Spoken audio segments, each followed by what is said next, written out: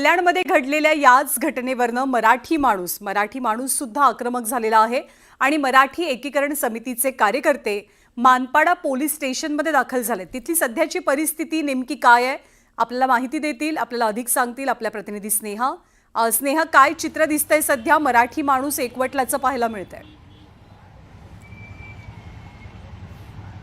नक्कीच 2 दिवसापूर्वी जी घटना घडलेली आहे कल्याणमध्ये एका मराठी मुलीला परप्रांतीय गोकुळ झा जो अगोदरपासूनच आरोपी आहे त्याने मारहाण केलेली आहे। त्यानंतर मराठी एकीकरण समिती याच डोंबिवली येथील पोलीस स्टेशनमध्ये आलेली आहे, निवेदन देणार आहे पोलिसांना। नेमकं काय त्यांचं एकंदरीत म्हणणं आहे? मानपाडा पोलीस स्टेशनला आलेले आहेत सर्व मराठी एकीकरण समितीचे अध्यक्ष तसेच पदाधिकारी इथे सर्व एकत्र आलेले आहेत। नेमकं निवेदनामध्ये काय मांडणार आहात, काय नेमक्या मागण्या आहेत तुमच्या?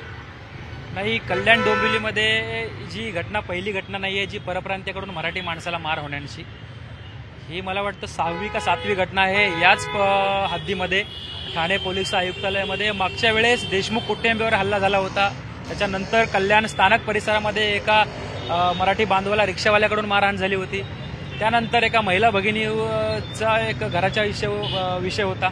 अशा अनेक घटना या कल्याण डोंबिवलीमध्ये घडत आहेत। असं वाटायला लागलंय मराठी माणसाला की आम्ही महाराष्ट्रामध्ये आहोत का आणि मराठी भाषिक राज्यामध्ये आम्ही राहतोय, तर आम्हाला हे परप्रांतीय बाहेरून येऊन गुन्हेगारी स्वरूपाचे।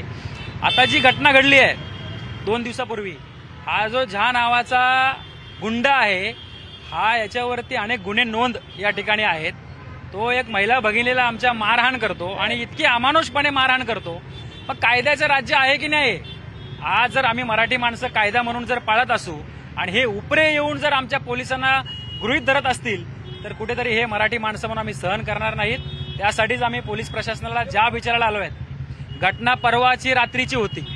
काल एक महाराष्ट्र नवनिर्माण सेनेच्या पक्षाच्या पदाधिकाऱ्यांनी तो गुन्हेगार शोधून आणला।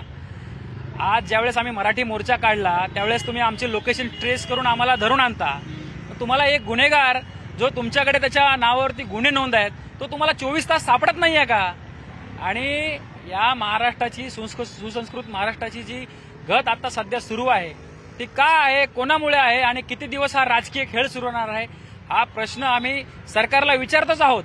पण प्रशासन म्हणून जे आमच्या बाजूने नेहमी असतं, हे राज्य टिकवण्याचं, हे मराठी भाषिक राज्य टिकवण्याची जबाबदारी ज्या प्रशासनावरती आहे त्या प्रशासनाला जाब विचारायला मराठी एकीकरण समिती आज या ठिकाणी मानपाडा पोलीस ठाण्यामध्ये आलेली आहे।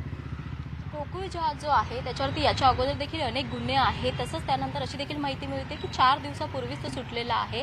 त्याच्या अजून एक व्हिडिओ समोर येते, त्यामध्ये एका व्यक्तीला त्याने मारहाण केलेली आहे। म्हणजे अनेक गुन्हे त्यांनी केलेले आहेत आणि त्यानंतर पुन्हा एकदा एका मराठी मुलीला देखील त्याने मारलेला आहे।